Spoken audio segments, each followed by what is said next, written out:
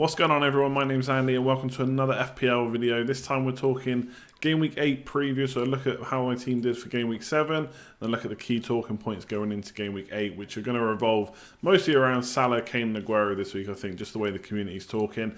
As always, when there's a Monday night fixture, there's not too much time to turn this video around, so I'm having to record it on Monday night before the Bournemouth and Crystal Palace game is finished, so I won't quite know what's gone on there, but it means I can get this preview out to you this week, and if there's anything major, we can talk about it on the stream later on in the week. So without further ado, let's just jump straight into it. So a really quick look at how the team did last week in Game Week 7. Now, like I said, the match hasn't quite finished yet, so I don't have updated Game Week rank and overall rank. That's obviously going to drop because I've got no players playing tonight.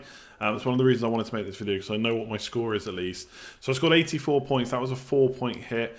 I took out Wilson and Salah and got in Richarlison and Kane. Obviously, Kane paid off, got 2 goals. Richarlison not so good. A bit frustrating that Everton scored 3 goals and he wasn't a part of it at all. Part of the key to doing that move was to get him in, not just to get Kane in advance. Wasn't punished by Salah, but I did think he was a little bit unfortunate not to get some points in that game. And then Wilson's playing as we speak. He's actually just got an assist, so who knows how much he'll punish me by the end of the night. I think even if he gets another goal, then the hit hasn't worked out, but I'm pretty nicely set up for next week, so I'm not too concerned about that, especially with the score of 80 points. So it really boosted my rank up from about 65k to 14k. That's like a 50k rank boost. It's going to go down a little bit after tonight, but hopefully not too much. Obviously the game week rank will reduce. Doherty and Trippier absolutely smashing it for me. Clean sheet for Spurs against Huddersfield and assist for Trippier to Kane, which was really nice for me, and 2 bonus points. And Doherty again, clean sheet and assist and 3 bonus points. And I've got to be honest, I love owning these Wolves guys. They've been so good to me. Nice cheap defenders, and Jimenez at 5.5 is doing really well as well. 3 games in a row now that he's got attack and returns. Not frustrated maybe, but I do think he's had chances to get goals, and he probably should have put a few of his chances away, so could have had even more points. But a goal and then 2 assists in a row for me is really nice. Then Aguero doing as he does just before he comes off, getting a goal and a couple of bonus points. We'll talk about him more in the preview. David Silva blanked. He probably one that needs to go. He's part of the kind of getting Kane and Richarlison in. When I switch back to Salah, David Silva will go in that move. So I'm not too concerned about owning him. I may play him again this week against Liverpool. And Hazard keeps on trucking along. After saying he doesn't have an eye for goal, he's now scored another goal against Liverpool. Didn't get too many chances in that game, but the flick to start the move was great. He's in great form right now. Pretty good fixtures coming up, so I'm really happy to own him. And then Maddison chipping away. He's gone from kind of the number 10 position to playing out wide a bit more with Iheanacho coming into the side, but keeps on ticking over, and assist threat looks through the roof. So really happy with him. And overall, yeah, really good team. Never been this high up in the rankings this early on, so hopefully can push on from here. Otherwise, let's just talk in the preview.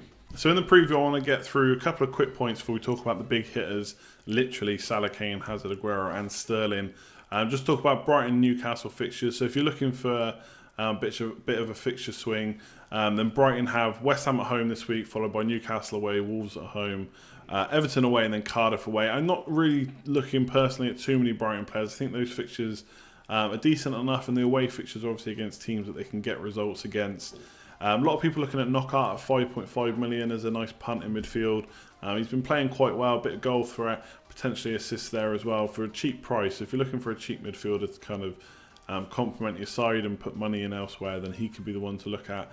And then Murray at 6.5 million is a nice little differential against the likes of Arnautovic and Mitrovic, Jimenez and Ings and players like that. He's on penalties as well, so seems to be defying his age. I thought last season I would be surprised if he lasted the whole season, but playing really well, looking fit, gets rested in maybe the tougher games like he did in the last game, but going forward he should play most of those games, so he could be an outside bet. And then at the back you've got the likely lads of kind of Duffy and Dunk.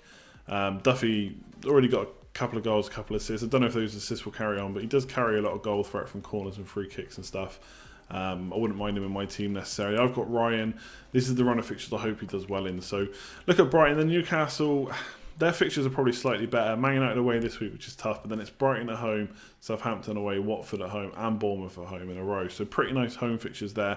I don't really know how I'd be looking at here. Hosselu, 5 million, sorry.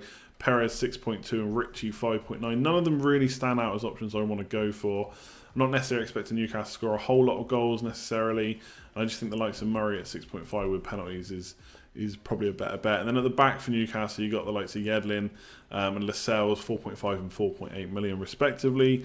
they have defended pretty well. I just wonder if they're playing these easier fixtures. Then maybe obviously they want to take points from every game, but maybe see these fixtures as games they can go on and win and might not sit back as deep and defend as well as they have against some of the big teams. So Yedlin at 4.5 I think is okay, but when you've got the likes of Wolves defenders doing so well for so cheap, you've got to look at them. And then I'm looking at Arnautovic, he's back, scored against Man United. Won't talk about Man United, how rubbish they were, because that would just be depressing for me and for you. Or maybe not if you're not a Man United fan, you might enjoy that. But Arnautovic back, Brighton away, Spurs at home. Next two fixtures are okay. I mean, Brighton's okay, Spurs maybe not so much. Then Leicester away, Burnley at home, and Huddersfield away. So pretty nice run of fixtures. They really pick up from, I think, about game week 11 onwards. But I think for 6.9 million, he's dropped in price. He's kind of the talisman in that side, so should do well. I think with the wingers they bought, Anderson and Yarmolenko, I think they may take a few points away from Arnautovic this year. But at the same time, hopefully they can create enough to actually get him some extra points. So I like him. I think West Ham have improved in the last few game weeks. Kind of got Declan Rice clearing up, Mark Noble dictating play. And looking solid enough at the back, even old man Zabaleta. So impressed with West Ham, and should definitely be looking at Arnautovic going forward. I was originally going to bring in Mitrovic for Kane to fund Salah, which we'll talk about soon. But I may actually go for Arnautovic instead. I haven't quite decided yet, so I'll decide that in game week 9 onwards. Moving on to the big hitters, Salah, Kane, Hazard, Aguero and Sterling. Lots to talk about these players this week for a few reasons. Salah's blanked against Chelsea. Now people decided that 12.9 is too much. Kane's got his brace against Huddersfield. He's got a really nice fixture coming up now. Cardiff at home. Aguero's got a knock, and Sterling's under the radar and just getting points nearly every week. So all these players, and then Hazard as well, I don't think I mentioned him. Obviously, he's taking over. He's getting attacking returns most weeks as well. And just when he gets attacking returns, he gets bonus too. So a few points to make on these players. I think I think Salah is a knee-jerk. I think I got rid of him, obviously, so I can't say that getting rid of him to fund Kane is a bad move because I've done it. But I think he might be a week too late at this point. The two fixtures were never going to be that easy for Salah, Chelsea away and then Man City at home. I think, if anything, the Man City game is probably the easier of the two. It's at Anfield, which should help him. And he did have that shot cleared off the line by Rudiger against Chelsea, and a couple of opportunities, which, to be fair, he didn't do well enough from. I'd expect him to at least hit the target. Klopp's kind of said that he's maybe not in the best place form-wise right now, but he's got every faith in him, as he should, with the amount of goals he scored last year. So I think what's happened is people have kept him for the Chelsea-Man City game, knowing they had good fixtures. And then as soon as he's blanked against Chelsea, people are now deciding that he's not worth 12.9 million, which is great for people like me that want to get him back in. My plan was to get him out for Kane and to bring Salah straight back once Kane's good fixtures had happened. And if you look ahead, after Man City, it's Huddersfield away, Cardiff at home and Fulham at home. Now, regardless of what other teams have got fixture-wise, Cardiff at home and Fulham at home are guaranteed captains for them. If you do look at what other teams have, Aguero has Man United at home and Spurs away in those two fixtures. Kane has Man City at home, Palace away. Palace away, potentially okay, but they've been defending pretty well. And then Chelsea probably have the best backup fixtures to those two, which is Burnley away and Everton at home. But again, I'd rather captain Salah against Cardiff at home and Fulham at home, potentially even for Huddersfield away. I think he's still been getting chances. If you compare last season's opening 7 games to this season's opening 7, his underlying stats are either very, very similar or better in kind of areas like chances created, shots and things like that. And when you watch him, on the eye test, I think he's looking pretty good.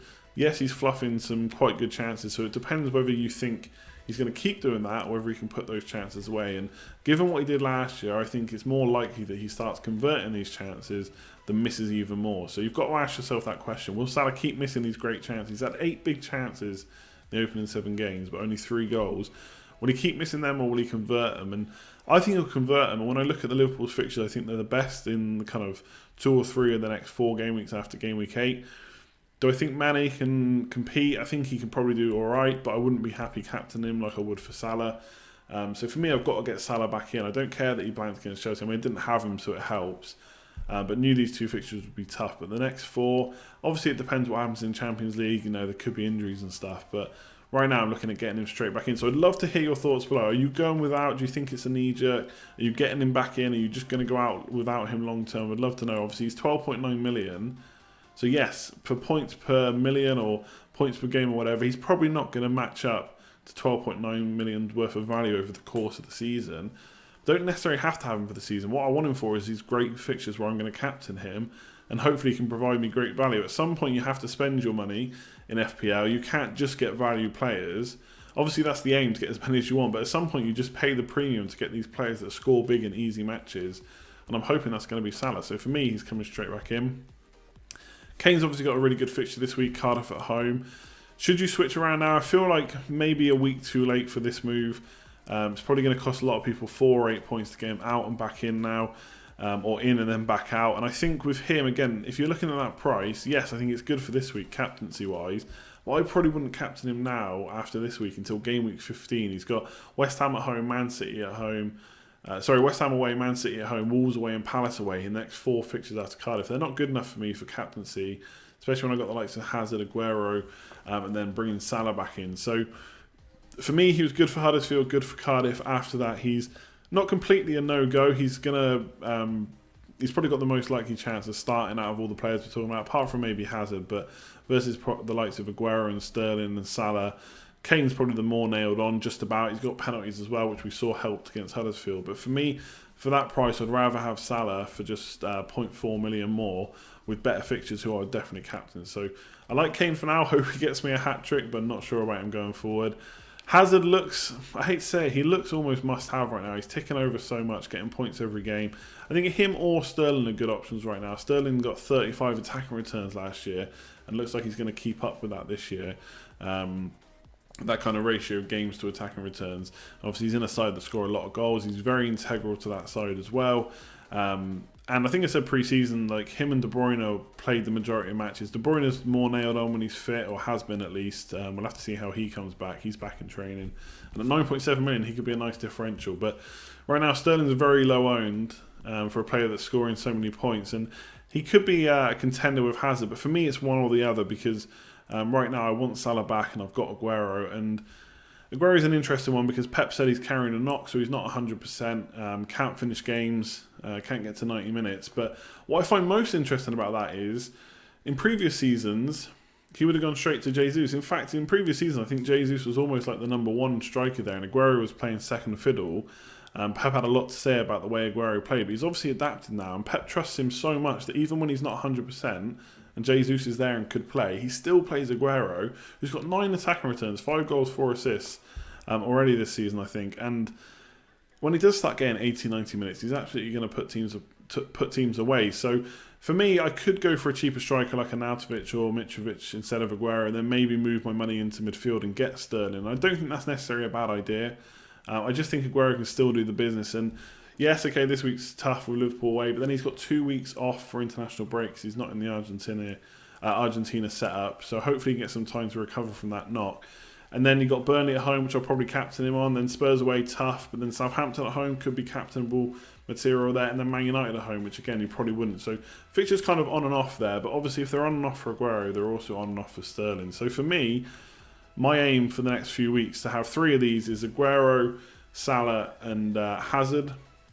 I think Kane, like I said, definitely won't captain. The other 3 I probably will captain from time to time over the next few weeks. And Sterling, I think, is a great option. I just don't have a way to fit him in without getting rid of Hazard and Aguero. And one thing, I just don't have enough transfers to do that. And 2, I'm not sure the difference between Aguero and Sterling will be that great, as long as Aguero can get back to being fully fit. So we'll see what happens there. But yeah, that's my take on those players. I think Salah's, I'm going to say, a must-have, and I think people are knee-jerking and making a mistake on him. I think his ownership has come down below Hazard and Mane, which I love. I think it's brilliant that people are getting rid, and I hope they don't get him back, because if Salah can be a differential for Cardiff and Fulham at home, then I absolutely love that. Looking at my own team, I'm probably not going to make a transfer. David Silva to a Spurs mid I've thought about, but I'm just not sure I saw enough there against Huddersfield to know who to pick. Son, Lucas Moura, maybe even Lamela might get a start. I think I'd go with Son if I had to go with any, but I'm probably going to save the transfer, get Salah back in for free, and then I'm good to go. I don't think my team needs much work elsewhere just yet. Obviously, that can change quite a lot in the short space of time. Trippier potentially needs to go sometime soon. I'm probably looking at getting Robertson back for him, because obviously, like I said, Liverpool got a great set of fixtures. So it'll be Robertson or Trent Alexander-Arnold. And then captain this week for me is definitely Kane. If you've not got Kane, it probably next best one is Hazard. After that, it gets a bit tricky. So if you've not got either of those 2, I'd love to know, comments below, who you're looking at getting. But I'll leave the preview there. I think I've talked a lot about the big hitters, but I think that is one of the big talking points this week. So if you're looking at bringing Kane, I think you're probably a bit too late. If you can do it for free, then maybe look at getting him in. But just realise it's short term. I don't think you're going to want him long term, and Salah is the better option for me. So that's it for this video. Thanks very much for tuning in. Like I said, let me know any comments below you have on the stuff that I've said. If you've got any questions, etc., I'd love to know. And like I say, really wanting to hear from people about Salah. Are you going with or without? Is it just a short-term thing, or is it going to be a long-term thing? Is 12.9 million just too much? And which kind of 3 or 4 out of those big hitters are you going with? Are you doing the Kane hokey cokey, or are you just leaving them out completely? I'll leave it there. Good luck in Game Week 8. Next stream will be 9:30 PM on Thursday if you want to tune in for that and get all your questions answered, or as many as I can fit in at least. Otherwise, yeah, leave it there. Like, comment, share, subscribe, all that good stuff, and I'll catch you next time. Cheers all.